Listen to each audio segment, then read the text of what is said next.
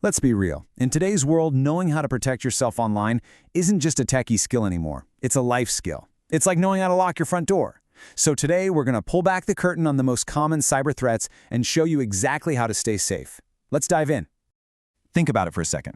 Is your online life really as secure as you think it is? I mean, with every single click, every download, every login, we're kind of walking through a minefield of potential risks. But don't worry, that's why we're here today, to arm you with the knowledge you need to navigate the web safely and with confidence. I like to think of the internet as this huge, bustling city.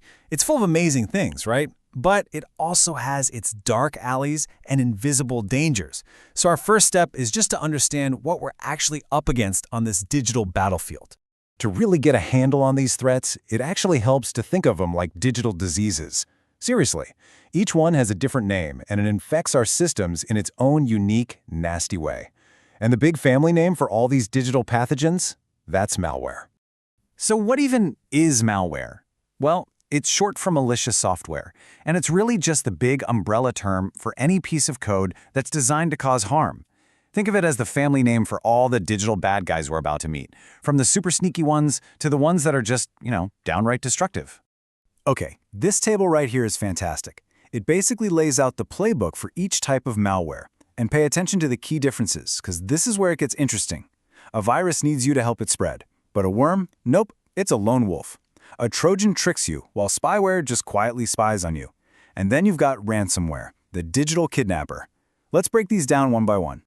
This flu analogy is just perfect. A computer virus latches onto a host, like a clean file, and it just sits there. It can't do a thing until you, the user, open or run that file. That's the key thing to remember. A virus needs a person to take action. It relies on us to do its dirty work for it.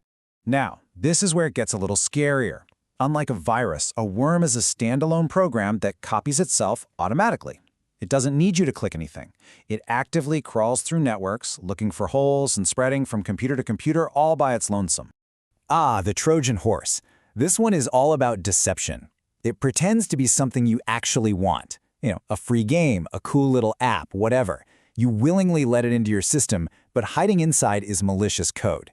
And here's the thing, unlike viruses or worms, it doesn't replicate. Its entire job is that one single act of trickery to get past your defenses. So if a Trojan is the trickster, spyware is, well, it's the spy. It's the creepy one. It hides in the background of your system, just silently watching everything you do. Its most dangerous tool is often something called a keylogger, which, and this is terrifying, records every single thing you type, your usernames, your passwords, your credit card numbers. And then there's this one. Honestly, it's one of the most frightening forms of malware out there. Ransomware gets into your system and locks up all your important files, your photos, your documents, everything, making them totally unusable. Then a message pops up demanding money to get them back. It literally kidnaps your data and holds it for ransom. Okay, so we've met the different types of malware, but how do they even get onto our computers in the first place? Well, that's where the bad guys get clever. Let's talk about the tricks of the trade they use to try and fool us. I'm sure you've heard of this one, phishing. And the key word on this slide is masquerading. That's the whole game. This is when criminals create fake emails or websites that look incredibly real. They'll pretend to be your bank, or Amazon, or Netflix, all to trick you into just handing over your login details. Here's the classic example, right? You get an urgent-looking email. Alert! Your account is locked. Click here to verify your identity.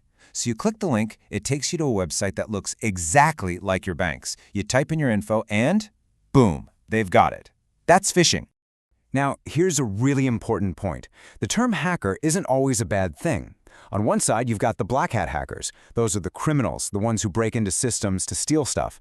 But on the other side, you have white hat hackers. These are the good guys. They're security experts who companies hire to find security holes so they can fix them before the bad guys find them. Okay, enough with the scary stuff. We get it. We know the threats, we know the tricks. So now for the most important part, how do we fight back? Let's talk about the digital shields you can and should be using to defend yourself.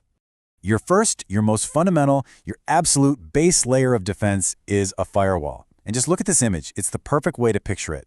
Your computer is on one side, the Wild West of the internet is on the other, and the firewall is the security guard standing in the middle. It inspects everything trying to get in or out and blocks anything that looks shady. It's your digital bouncer. So beyond a firewall, you've got a whole defensive toolkit. Antivirus software is like the medic on the battlefield. It actively hunts for and removes any threats that happen to sneak past the gates. Encryption? That's your secret code. It scrambles your important data, so even if a thief steals it, it's just a bunch of unreadable nonsense.